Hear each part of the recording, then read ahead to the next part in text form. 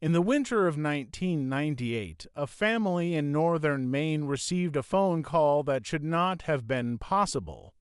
Their home line had been disconnected for 3 days. The storm had taken the poles down.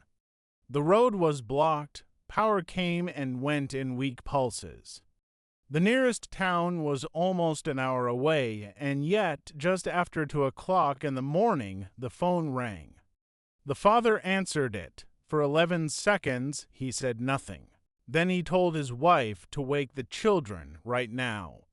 When she asked who was calling, he looked at her with a face she would never forget and said only one sentence. "They know what I found. By sunrise, one member of that family was missing." By the end of the week, the police report had changed twice. And years later, when investigators finally recovered a damaged cassette from the house, they found that the call had not come from outside the home, it had come from inside the line. There are places where silence does not feel empty.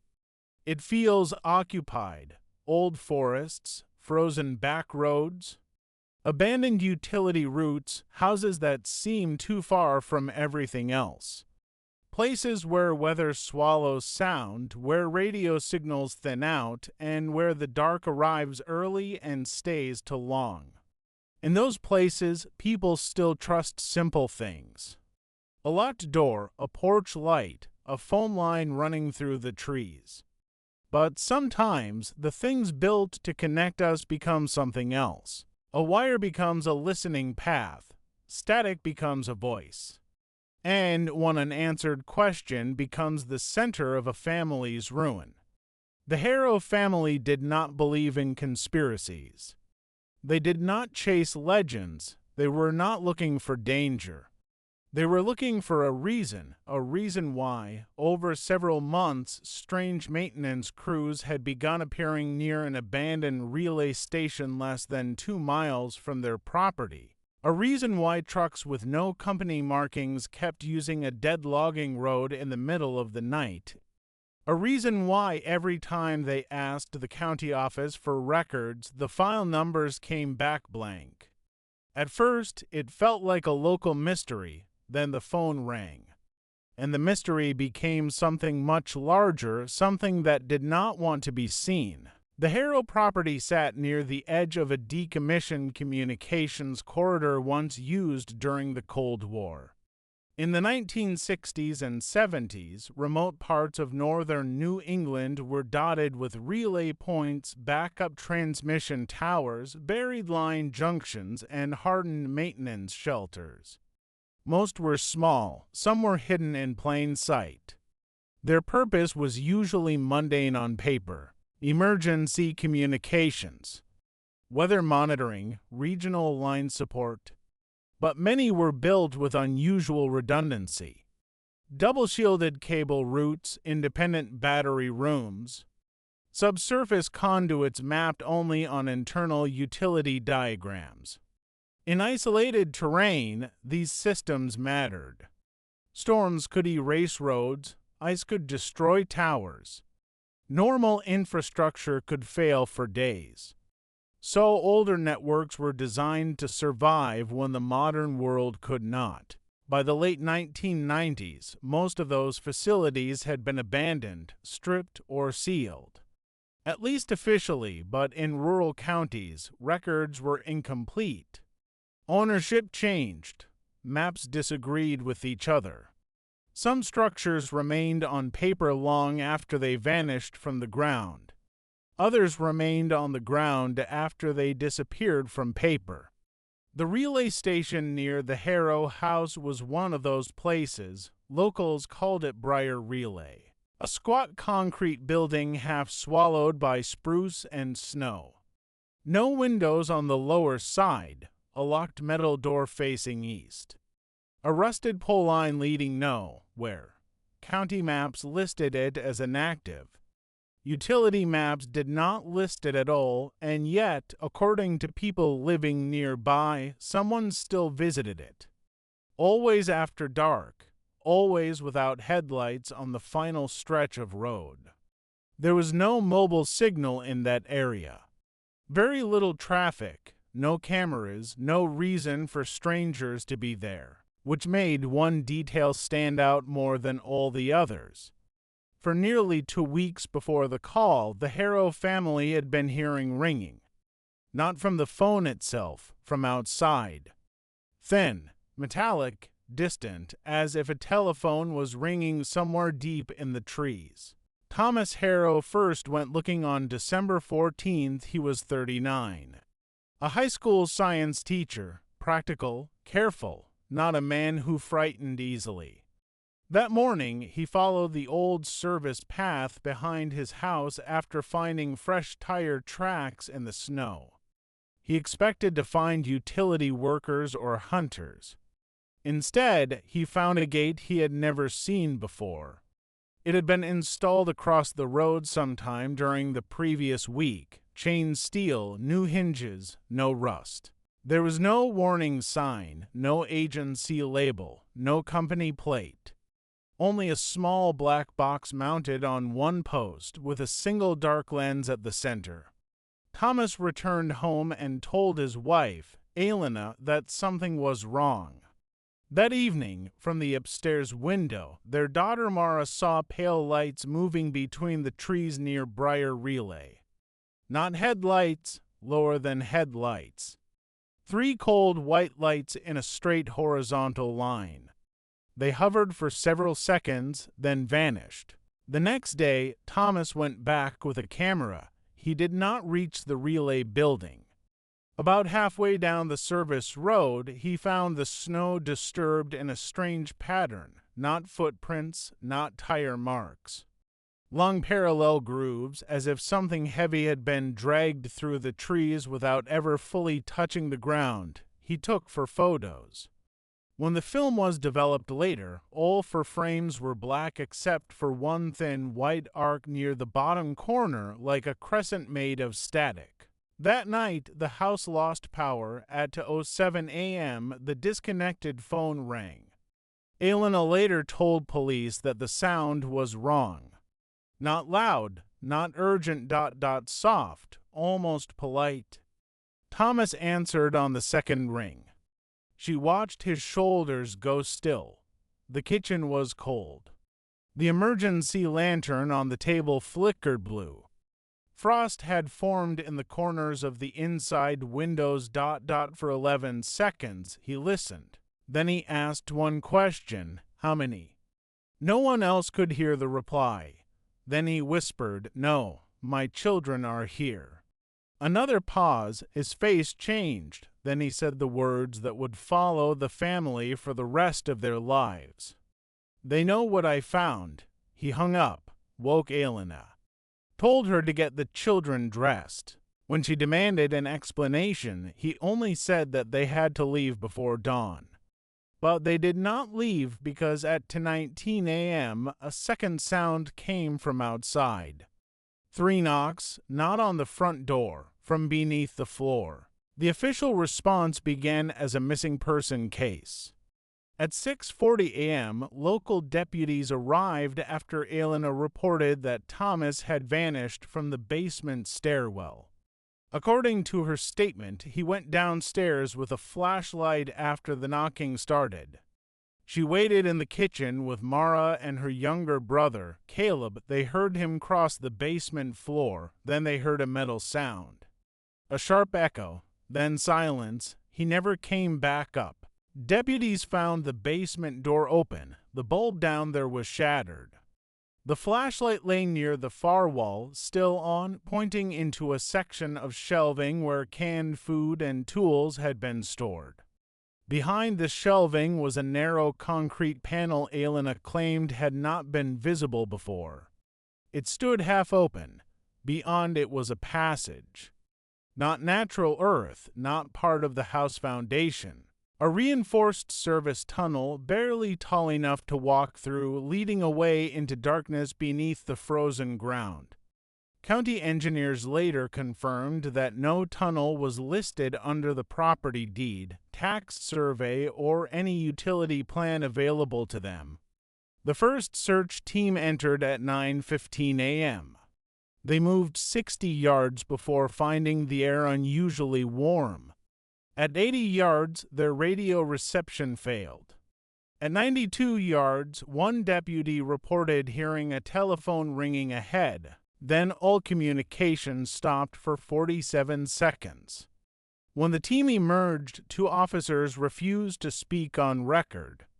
The third said only that the tunnel had ended at a locked hatch made of layered steel. Thomas Harrow was not inside. There were no footprints beyond his own. No blood, no sign of collapse, no explanation. State investigators took over within 48 hours. Their interest in the tunnel was immediate and strangely controlled. Elena later said they asked very few questions about Thomas, but many questions about what he had photographed, who he had spoken to, and whether anyone in the family had answered unknown calls before. Technicians inspected the house phone line and found something even harder to explain. Despite the outage, the line had carried voltage at 2:07 a.m., not standard ring voltage. A narrower pulse, intermittent, directed, as if the signal had been injected from a nearby point instead of routed through the main exchange. A telecommunications specialist from Augusta reviewed the preliminary data and wrote one sentence in his margin notes. Origin may be local but not residential. That note was removed from the second report. During the next week, investigators excavated part of the backyard and uncovered an older cable trunk running toward Briar Relay. It was insulated with materials no longer commonly used by civilian providers. The markings on the outer wrap had been burned away. The deeper they looked, the less ordinary the property became. And then the evidence began to behave strangely. Tape has obscured certain interviews. Timestamps drifted. One evidence photo showed a second basement door that no one remembered seeing at the scene. A patrol car camera recorded 6 minutes of snow-covered ground where the tunnel entrance should have been. No official explanation was given. As the case widened, small details began to gather around it like frost. Mara Harrow said she kept hearing ringing even after the phone was removed from the house. Late at night, far away, sometimes under the wind. Sometimes from inside the walls. Caleb, who was only 9, told a school counselor that he saw his father in the trees 3 nights after the disappearance. Standing between 2 birch trunks, not moving, not coming closer. He said there was a wire hanging from his hand. Search teams found no one. Then there were the tapes. Elena had a habit of recording household notes on cheap cassette tapes. Grocery reminders, school calls, bill numbers. One cassette, reused many times, had been left in the kitchen recorder on the night Thomas vanished. Months later, when the tape was cleaned and digitized, analysts found an unexpected layer beneath Elena's voice, a second recording, very faint, likely caused by previous partial erasure. At first, it sounded like static, then like line noise, then like speech. Not one voice, several, low, calm, overlapping. The clearest phrase appeared 16 minutes into the file. Stop asking. Then another. He opened it. And then, after a long scrape of sound like a receiver dragged across metal, one final line. Do not let them hear the next string. Voice comparison experts could not match the speakers to anyone in the family, the deputies, or the investigators known to be on site. The acoustic profile suggested the sound had not been recorded in the kitchen at all. It had traveled through line interference from an external source. Then came the photographs from Briar Relay, not Thomas's black frames. A new set, taken by county surveyors 2 days after the disappearance. The building exterior looked normal except for one detail. On the eastern wall, beneath layers of frost, someone had scratched a symbol into the paint. A circle intersected by 3 vertical lines, it was precise, deliberate, fresh. The same symbol was later found in Thomas's notebook, drawn again and again across the margins of unrelated pages. When Elena saw it, she said Thomas had started sketching it only after his first walk to the relay road. He never told her why. Inside Briar Relay, investigators found an equipment room stripped almost clean. Empty racks, dust outlines, cut cable ends. But in the rear chamber, hidden behind an access cabinet, they found a still functioning tone generator connected to a live secondary line. It was old, older than the building's final service records. And every 7 hours, without fail, it emitted to short tones followed by one long tone. A ring pattern, waiting for something to answer. The case might have ended there as another rural disappearance surrounded by bad records and colder rumors, but 9 years later, it opened again. Not because Thomas was found, because Briar Relay was demolished. In 2007, the county approved a clearance project after storm damage exposed sections of buried cable along the old corridor. Contractors arrived in late October. By the second day, one excavator broke through a slab beneath the relay foundation and uncovered a lower chamber no survey had mentioned. It was not large, about 20 feet across. Concrete walls, no windows, no visible ventilation. The room contained 3 objects: a steel chair bolted to the floor, a desk with no drawers, and a switching panel connected to line junctions that no longer should have existed. On the desk sat a headset. Beside it, a reel-to-reel recorder sealed in dust. Power was dead, but the tape inside remained intact. When restored in a forensic lab, the recording revealed a sequence of dated log entries spoken by different operators over many years. Most were routine, line checks, weather interference, signal loss. Unidentified crosstalk, then the entries changed. One operator, dated February 3, 1971, reported voice return from inactive path. Another, in 1974, noted that some calls placed into the buried loop were answered before completion. A third entry, much later, used language that made the case impossible to ignore. Family on residential spur asking corridor questions. Advise intercept before contact repeats. The date on that entry was December 11, 1998. 3 days before Thomas found the gate, 3 days before the impossible call. Then came the final recording on the reel, no date. No operator introduction, only breathing, a click. And a man's voice, weak and unsteady. This is Thomas Harrow. If this reaches the house, do not answer the phone again. It knows the line now. He paused. There was a faint sound behind him, a hum, a low electrical tremor. Then something like distant ringing, multiplied many times, as if dozens of phones were sounding far underground. Thomas spoke again, quieter now. There are older rooms beneath this one. More lines. They kept them active. I thought it was surveillance. It isn't. The voices are not coming through the system. A metallic impact cut through the recording. Then a second voice entered, not loud, not emotional. Flat, close to the microphone. You were warned once. The tape ended there. No one could explain how Thomas's voice came to be on a recorder sealed beneath a building he supposedly never entered. No fingerprints survived. No chain of custody existed before demolition.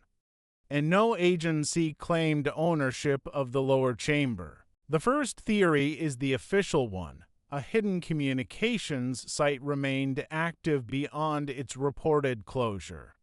Thomas discovered part of it, received a threat from whoever controlled it, and was taken after entering the tunnel beneath his house.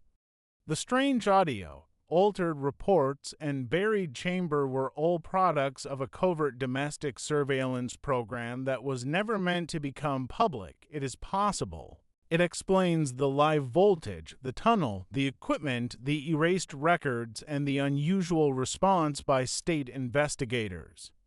But it does not explain the voices that answered before calls were completed.